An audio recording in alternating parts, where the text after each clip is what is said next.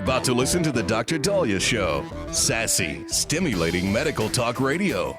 Any medical advice Dr. Dahlia Wax gives on her show should not be substituted for an actual visit to your medical provider. And now, here's Dr. Dahlia.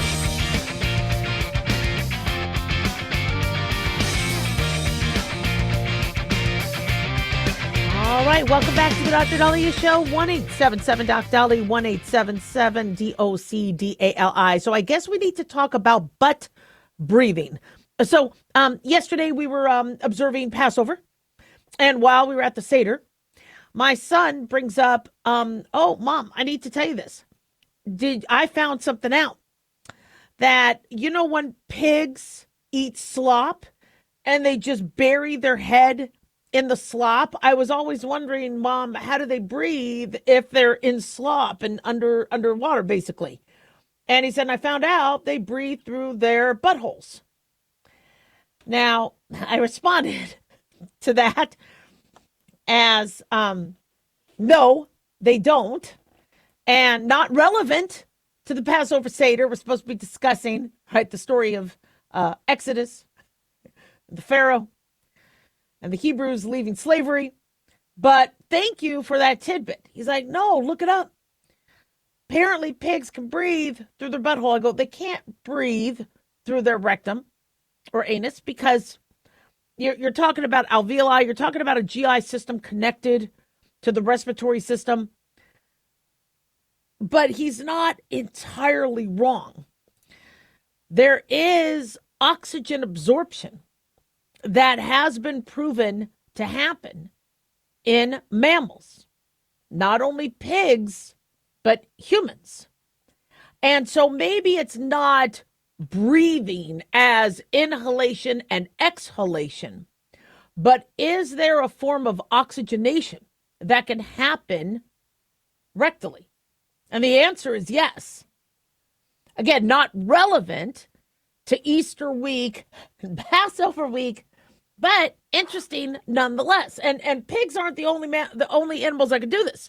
Apparently, according to Discover Wildlife, gas exchange can also occur via the cloaca or orifices in turtles. Fish also can use their gut as part of respiration.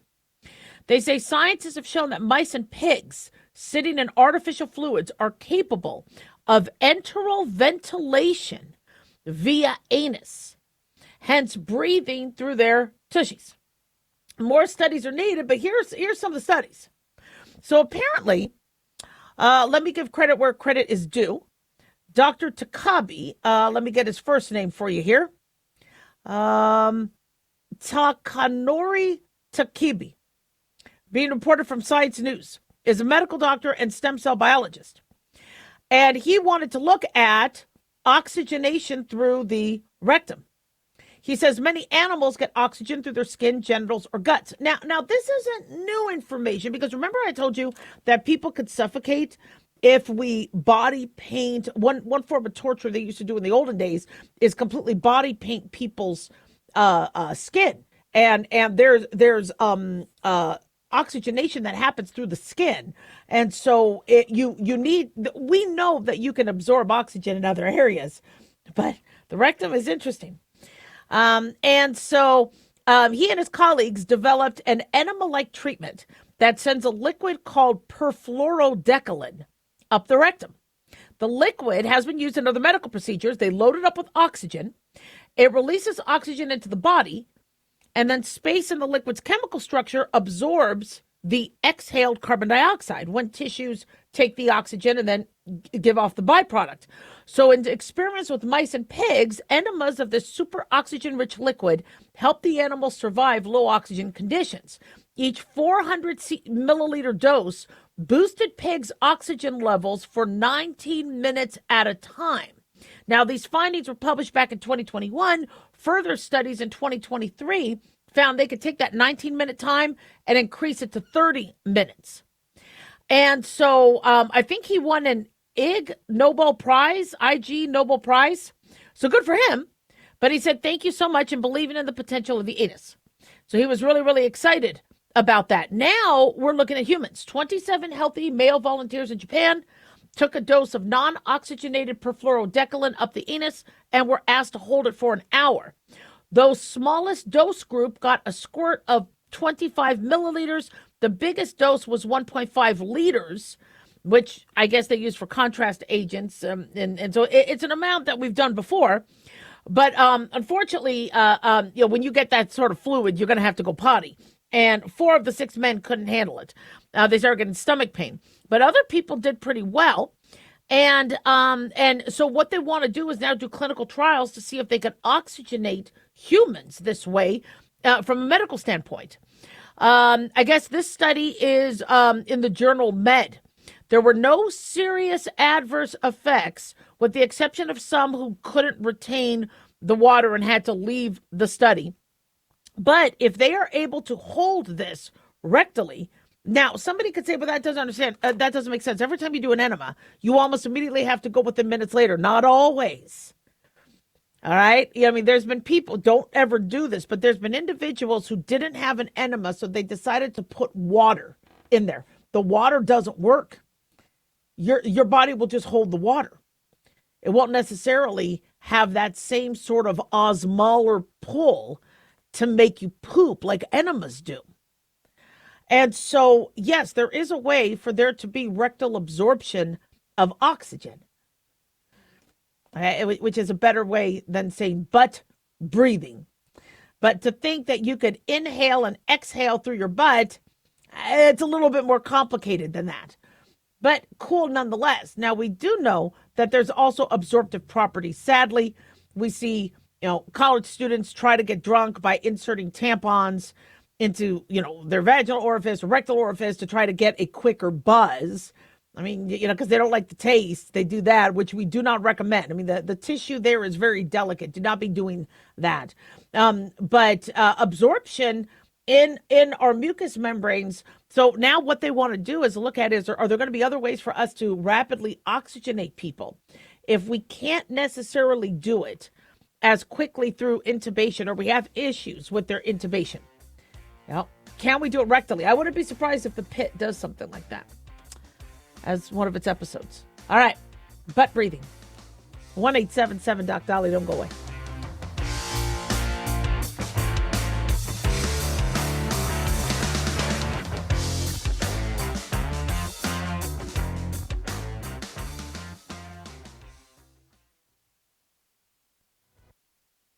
Have you ever thought you'd like to buy and sell houses but didn't know how or where to get the money? My name is Ron LeGrand, and over the past 40 years, I've bought over 3,000 houses without using my money or credit and taught thousands to do the same. Today, even in a virtual environment, we buy nice houses in nice neighborhoods using no banks, realtors, contractors, or other costly entanglements, and build huge cash flow and wealth without the hassle of tenants, all without credit and little or no money. You don't need a license or experience, and I'll show you exactly how it's done. Text FREE to 99799 and I'll send you my free training. I promise you I'll change the way you think about real estate and open the door to a new lifestyle that doesn't involve risk or rehabs and can quickly replace your current income. Text FREE to 99799 and let me show you how to take your life back and build cash flow and wealth from your home. That's FREE to 99799. Again, FREE to 99799. Hi, it's Mark Falter, host of the Financial Fitness Show. I strongly believe that no one should ever pay 1 penny more in taxes than they are legally obligated. Unfortunately, for most hardworking Americans, this just isn't the case. Why? Because most people spend more time planning next weekend's getaway than trying to ensure they're going to pay less in taxes.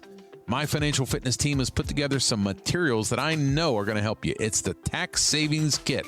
Tax Savings Kit includes 3 things: free tax analysis, top 10 ways to pay less in taxes, and an investor's guide to taxes. Now, how do you get it? Simple. 866-764-2635. Again, 866-764-2635. I'm Mark Falter. This is Financial Fitness, making personal finance profitable.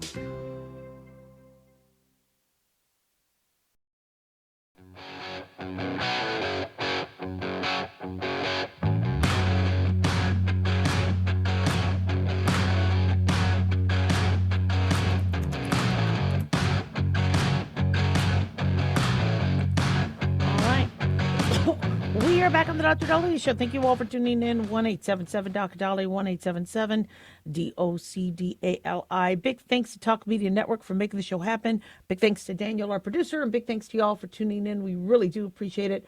Don't forget to follow us on Twitter or X at Dr. Dahlia, Facebook, The Dr. Dahlia Show, and on YouTube, click like and subscribe. So President Donald Trump spoke yesterday before many of us sat down to Seder, for those of us celebrating Passover. And it was a quick speech, which was unique for him. He doesn't usually speak very quickly. I think it was about 20 minutes, maybe a little less. And he spoke about Iran and where we were with this. And I really do appreciate the fact that we do have a president very transparent and vocal and updating us. It was very unsettling when we would see Biden kind of shuffle back and away, and Karine Jean-Pierre did as good a job as she could trying to, fend questions and all that, but we saw much more of her than than the president. And it's nice to have a president that updates us as much as possible. I prefer when he sticks to the script. Sometimes he goes off script, but he stuck to the script as much as he could. And he did give us some very, very promising news as it pertained to Iran and their nuclear abilities, as well as their naval abilities, and they're holding the Strait of Hormuz hostage. He actually gave some very optimistic news. He said in terms of our oil prices, we don't need Iran and what goes through the Straits of Hormuz. He said, we're fine. If the other countries like Europe and other countries, are having issues because of what Iran is doing, then step in any time, but they did most of the work. And so it was really kind of interesting how, we know what the main goal was. The main goal was that Iran has been a nuclear threat. Iran has threatened and hurt Americans. Iran is funding terrorism. And when is somebody going to address it? Nobody does.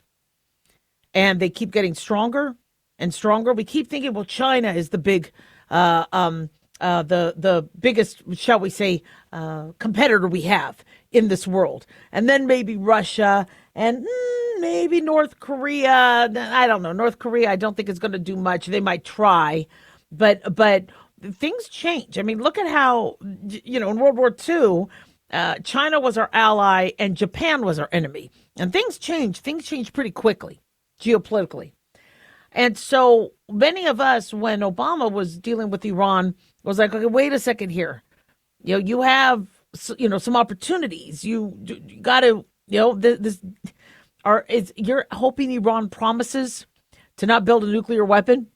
Meanwhile, they're funding terrorism. They're not, the honor system's not going to really, really work with them.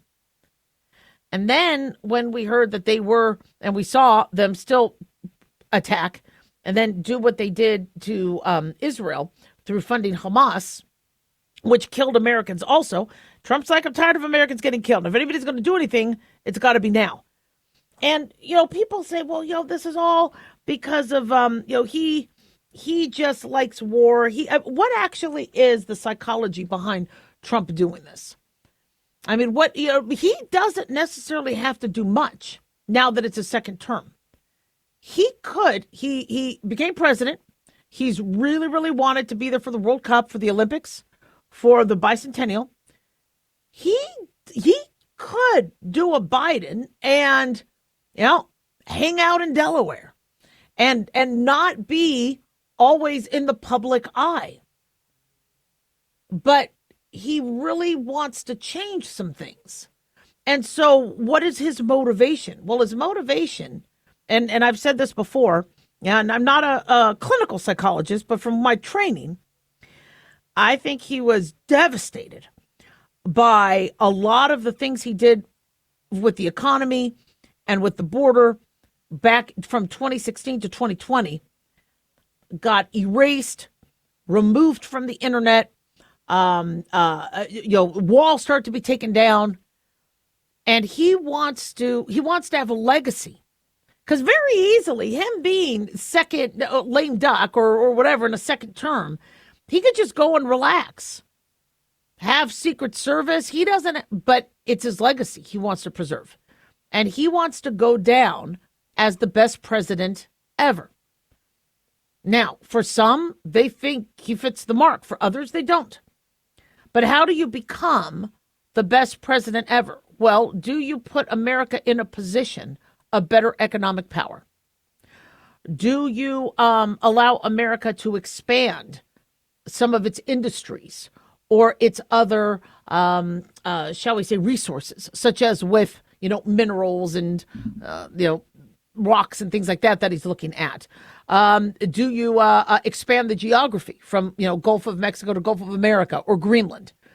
Is it that you're ensuring that your allies are going to be safe for a long period of time and America will not be at risk for a long period of time? So that, if there is, God forbid, a nuclear issue, Trump kept us safe because of what he did for X number of decades.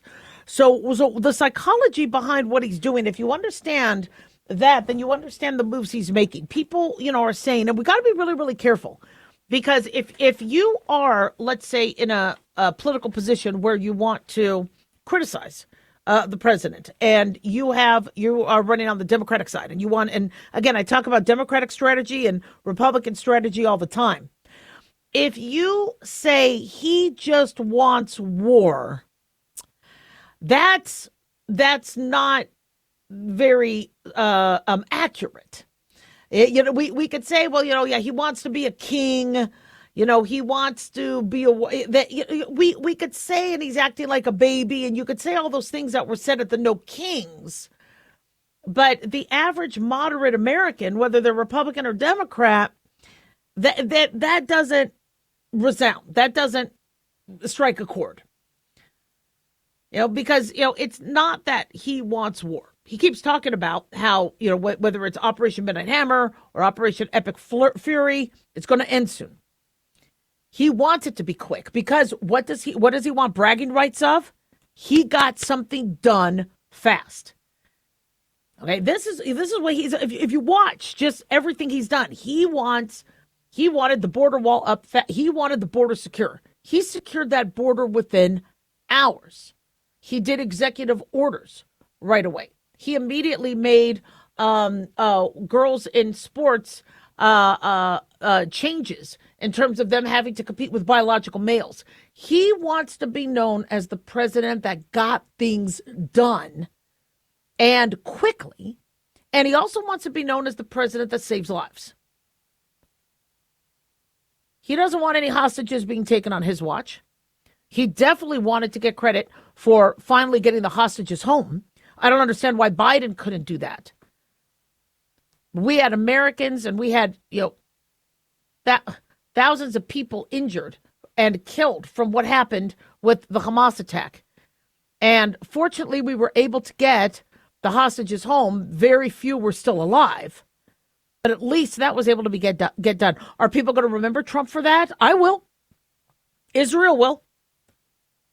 But so he is not going to get lazy. He's not going to just ride out the remaining second term because and so it's interesting because, I've heard people say it's the Democrats' fault if they don't like what Trump is doing now. And it's because they tried to erase him from history after Biden got into power. And he didn't like that. So he came back and he's like, okay, look, the wall's going to get finished. We're going to strengthen the economy again. We're going to create this external revenue service. So you don't have to pay taxes anymore, but these other countries that owe us money finally pay. And so he's coming up with all these things that he's hoping will stick. Might not. Like birthright citizenship.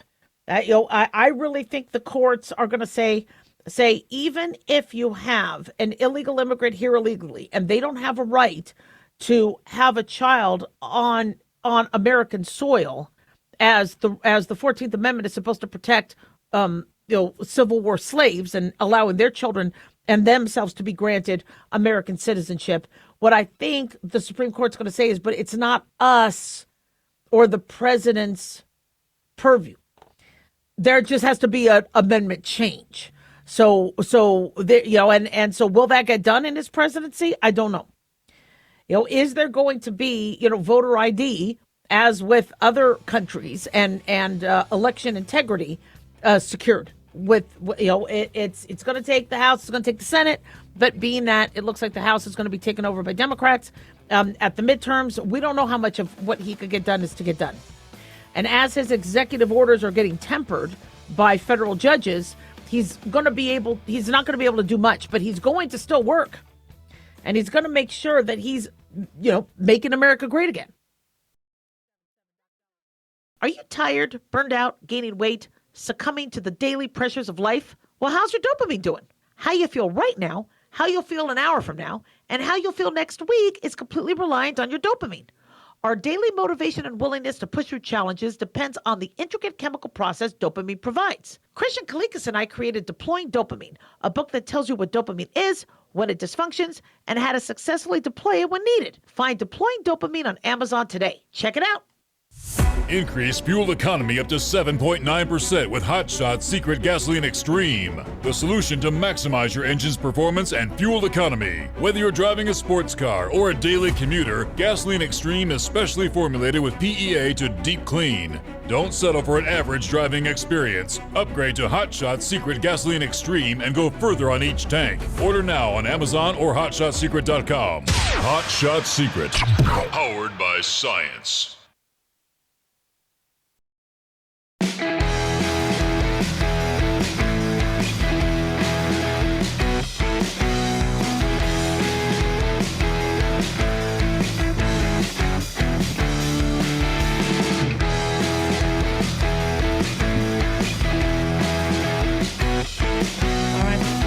We are back on the Dr. Dali Show. Thank you all for tuning in. 1-877 Dr. Dali, 1-877 DOCDALI.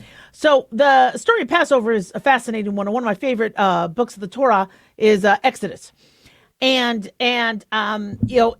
when God told Moses to get the Hebrews out of enslavement, out of Egypt, which didn't start out that way. Because people always ask, how did that happen? Didn't Joseph have a really good relationship with the Egyptian prince and king? And they did. It just, unfortunately, things started to change, and the very vibrant Hebrew community starts to make, I guess, under different leadership, the Egyptians concerned, and then they decide to enslave them. And then for years, the Hebrews then became slaves and beaten and raped and murdered. And it was a horrible, horrible time. So God deputizes Moses to do it. And Moses is like, thank you, but how do I do this? He's like, well, I'm going to help you out. Okay, if Ramses II says no, okay, I'm going to bring the rain. It's like, okay, I got you, but there's nobody behind me. God's like, I got this. Okay, have faith. So when Moses said, Pharaoh, let my people go, Pharaoh's response was, excuse me, oh, hell no. And so Moses is like, okay, you're going to make God unhappy. And so Moses takes a step back, and here come the 10 plagues. And the different plagues that ended up happening included the water turning to blood, a epidemic of frogs, lice, gnats, and fleas, then flies, pestilence, boils, hail, locusts, darkness, and then the killing of the Egyptian firstborn. Why we have Passover or Pesach, the Paschal Lamb, was that's how the Hebrews protected their homes when God told Moses, have everybody do their lamb sacrifice and then put the blood over their doorpost so that when the angel of death comes, they know to pass over those homes and then go to the and then kill the Egyptian firstborn. So when you hear this story, and I mean, it's a story that has been replicated many times in Hollywood, and I, being a scientist and having a scientific background, I'm very fascinated with the scientific reasoning behind how did this happen scientifically. I believe in God.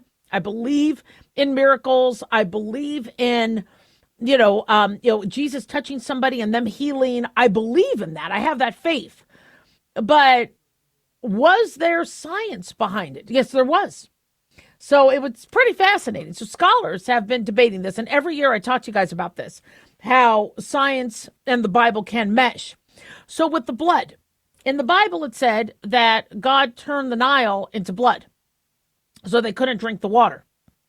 And so you're thinking, well, how did he do that? Did he kill the fish? The fish aren't that bloody. So they don't think it was that. One theory is that there was red clay that got washed into the river or tributaries.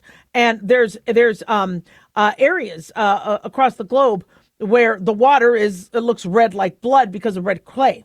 Also, there's red tide. And this is what I think happened. Red tide is an algae bloom of Oscillatoria rubescens.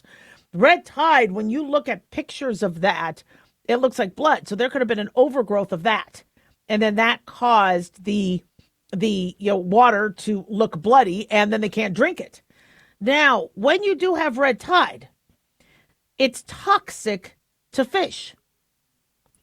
It's also toxic to animals that rely on the marsh and the nearby water. So if water isn't available, now the frogs aren't liking the marshes. So the frogs leave the marsh area, come into the towns and homes. So one theory suggests that since the frogs like to live near the water, there was now smell, stench, dead fish, toxicity. They said, okay, we're out of here. Let's bounce. And then they went into the towns. Now, somebody could say, but they're acting like there were tons of frogs. Well, here's my thing. If I see one spider and then 2 days later, I see a second spider, do I say that I've only seen 2 isolated spiders? No. I say, oh my God, the house is full of spiders. We got spiders all over the place. There's spiders. We got to deal with the spiders. And so my guess is you have more than 2 frogs jumping around your house. You're going to report that or document it or scribe it biblically as a bunch of frogs. So that's how I look at that. Okay. Lice, gnats, and fleas. Well, the frogs keep the insects and populations in control. Now, though, you got the dying fish. You have now dying animals because you don't have the access to the water because the water has the red tide. The frogs are supposed to keep the insects and the populations at bay. But now it's unlivable conditions when the frogs can't make it, also because everybody's using their broom to smack the frogs and the frogs can't live in the towns. Well, now you don't have the frogs, and then you end up having lice and gnats and things like that, and overgrowth. Same thing with flies. Flies become the 4th plague. They think now you don't have competing insects and frogs not around to eat them. So now the flies come and the flies want to eat the dead frogs. Now, you would think at this point, Pharaoh would be like, okay, this sucks. Because every time he says no, there's a new plague. But no. And, Moses goes, let my people go. And Pharaoh says, no. So now there's the next plague, the death of the livestock. So how did that happen? Well, insects carry disease, swarms of them, not to mention the lack of good water could have caused the livestock to become deceased. So now you have livestock dying. Now then comes boils. So was it MRSA? Was it methicillin-resistant Staph aureus? We're not sure, but we do know that insects carry disease. Lack of clean water and food now make you susceptible to pathogens. There could have also been a smallpox outbreak that occurred at the same time. So they think maybe that happened as well. Why? Because researchers found smallpox scars on mummies and postulated that 3,000 years ago, a smallpox epidemic could have occurred at the time of Pharaoh Ramses II. So then comes hail. So hail and fire coming from the sky. Now that had to have scared everybody. So what, you got the dying livestock, you got the frogs, you got the Nile all red. Where would, hail and brimstone and all that other stuff come from? Well, apparently 3,500 years ago, the Santorini volcano north of Crete in the Aegean Sea erupted. Now, I saw Dante's Peak. when you have a volcano eruption, you got the fire, you got the ash. So it could be that a volcano erupted nearby. Well, what happens when you have a volcano erupt? Well, everything flees the volcano. So then the next plague was the locusts. The locusts swarmed the landscape. Obviously, if a volcano was nearby, I'd head south also. Then the next plague, the ninth plague, was darkness. Without light, temperatures drop, work can't be done, crops won't grow.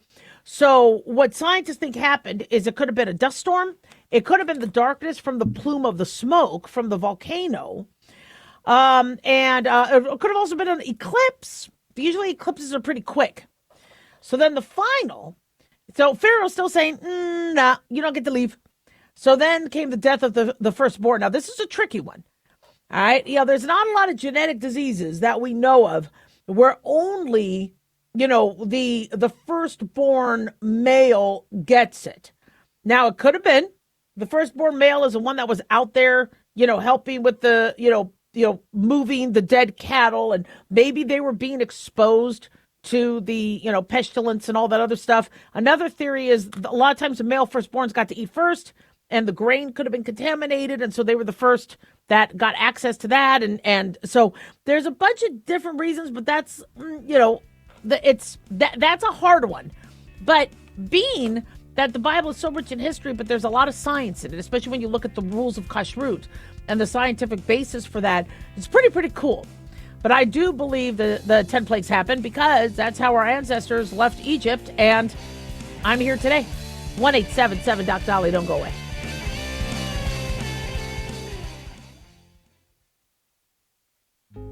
Hey guys, it's Clyde. We've had a lot of requests for Ground Zero merchandise, so we put together an online store with a big variety of high-quality items. I'm really excited to let you know about these things.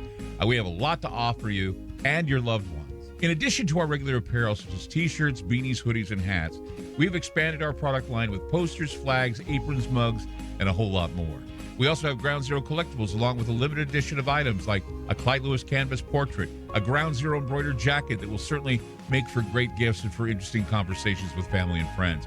And we now offer publications such as Ron Patton's book about mind control, MK Zine, and back copies of the official magazine of Ground Zero while it was in print. Paranoia, the Conspiracy Reader, also coming in 2023, are updated and revised books that I've written. There's a secure and easy-to-use shopping cart for your purchases. So shop today at our official store by going to groundzeromerch.com. Again, that's groundzeromerch.com. Hey, America. How tired are you of mainstream corporate media's biased narratives and manipulated news? Their dishonesty and attempts to influence this generation have been exposed, put on display for anyone who's even half paying attention. But the New American Magazine has been an honest source of news and commentary for over 50 years. This is your opportunity to receive the stalwart of principled journalism at a deep discount. Picture a beautifully published magazine arriving at your doorstep twice a month, packed with insightful stories written with integrity. It's also available digitally on the New American's mobile app. Get up to speed with intelligent coverage from a freedom perspective. Right now, for a limited time, the New American is available to radio listeners at a 25% discount on a new subscription. Visit thenewamerican.com/radio25 and receive 25% off. Subscribe today at thenewamerican.com/radio25.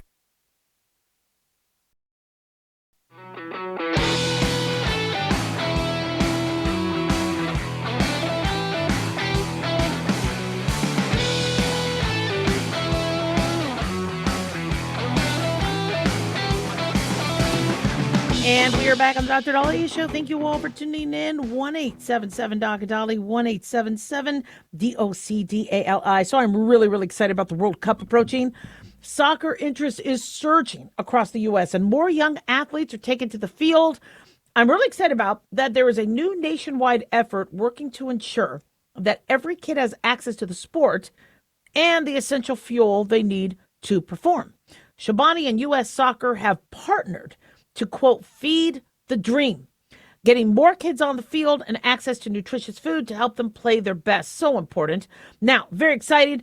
Joining us now with advice for families is sports dietitian Tatiana Velez Burgos, who has experience working with athletes from youth to professionals. And she's going to talk to us about keeping them healthy. Tatiana, thank you so much for joining us.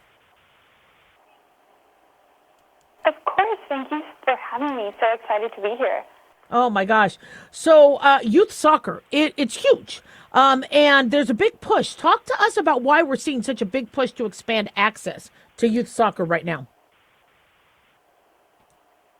There's a big surge right now to expand access to youth soccer, mostly because the World Cup is coming up and a lot of kids and families are looking how to get involved.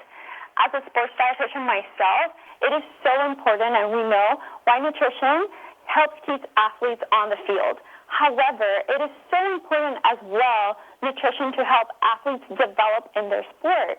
As the official nutrition partner of U.S. Soccer, Chobani launched Feed the Dream, a nationwide effort to expand access to a sport while also helping kids and families better understand how to incorporate nutrition and how it supports performance and recovery.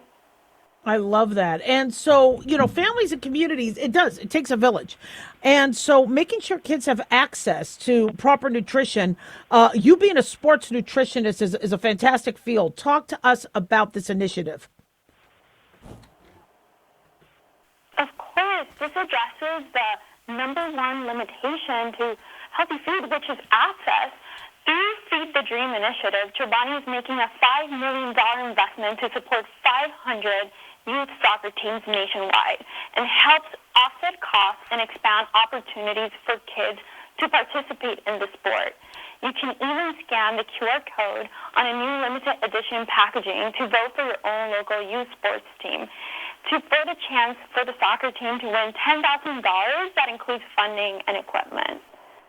And soccer players, U.S. soccer players are also, they're getting involved and they're helping bring this message. Talk about that. They're setting an example. Players like Christian Polices, Sophia Wilson, and Wesley McKinney are bringing Feed the Dream to life by showing what it takes to perform at the highest level of the sport. And that also includes how they feel their bodies on and off the field. Nutrition is 24/7. You need nutrition when you wake up, at midday, when you go to bed. They're setting an example for young kids and families to see how they can also incorporate nutrition and healthier habits into their everyday life. So true. So parents and coaches, they're not only are they, wanting to ensure that the child makes it to practice, is athletically in gear, protected with gear, but they also got to make sure that they're fueling properly. Talk to us about how that process works. Yes, parents and coaches have a huge role in how kids feel. And I always tell them, keep the accommodations simple. Don't overcomplicate. Before practice, kids need energy. And you can find energy from carbohydrates like fruit and smoothies. However, after practice, you also need to recover. So not only do you need carbohydrates, but you need to pair it with a protein. So for example, you can pair fruit with Chobani Greek yogurt. Chobani and U.S. Soccer Forward Foundation has actually created a practical nutrition playbook that gives coaches simple tools to help their young athletes learn how to fuel their bodies, play strong, and stay healthy, which is a tremendous tool that Chobani is giving them. Mm-hmm. Absolutely. We're heading into summer. All right. So, how are fans going to start to see this come to life?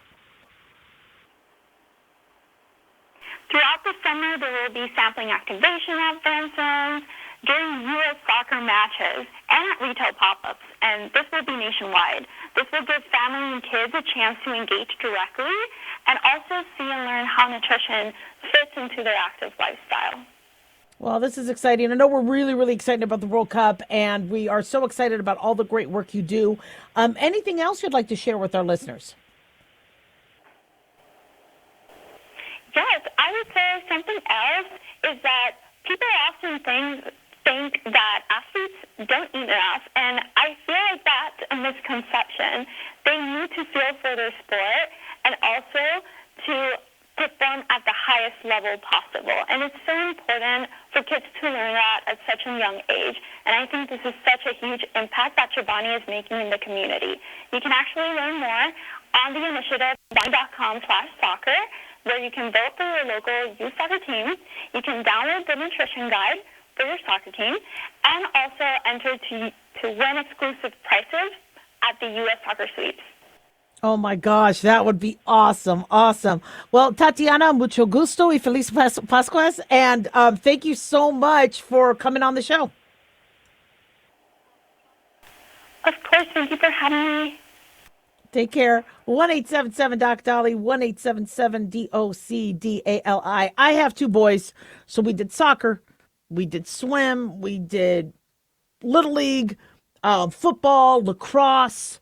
You know, it's interesting. I think of my kids, even as a physician, I had to do a double take, and I had to stop and remember that their their nutrition requirements differed on those days. You know, because I would, I'm cooking dinner, and I would, whether it's a dinner I would cook maybe on Monday nights, or it'd be a dinner I cooked the previous Friday. And it was okay, but did they have a big heavy workout? Do I need to, in addition to increasing fluid, make sure I'm introducing more lettuce or more water-rich foods for hydration? We always talk about in the summer how to keep cool and hydrated, and it's not just so much our water intake and our electrolyte intake; it's also the fruits. One of the reasons why God and nature has all these, fruits in season is because they know that we need to hydrate more as we get more into the heat. And so these fruits hydrate us as well. And so, my kids, whether they did a workout and they had their lunch, they had their breakfast, they had their, did we think differently in terms of, is it their workout day or not? We as adults, we do that. We're like, okay, is this my carb day, or, can I have no carbs today? Well, I'm not working out today, so no carbs. We do that as adults, as we change our diet as we go, but we don't necessarily always do that with kids because we think it'll all work out in the end. And so I love the science of sports nutrition. I think that's fantastic in terms of making sure that, our kids can, or just our athletes, are not only conditioning their joints and conditioning their muscles and stretching properly and healing properly from strains and sprains, but also we're making sure nutritionally things are getting done. When you go through the parasympathetic system, what your sympathetic system is your flight-fright response, where your GI slows down while you're exercising and you're running and you're working out. But then after the sympathetic system relaxes and your parasympathetic system kicks in, your parasympathetic system handles a lot of your GI issues. And so do we study that enough? And do we also look at when they need to eat? When should a child be eating after a workout or before a workout? We used to say, well, no swimming 30 minutes after eating. And we said that because we didn't want kids throwing up in the pool. But food could be in your stomach for 2 hours. So, what is the science behind all that? And there's a lot of fascinating science to that. So we'll definitely talk more about those. But very, very cool. 1-877-DOC-DOLLY. Don't go away.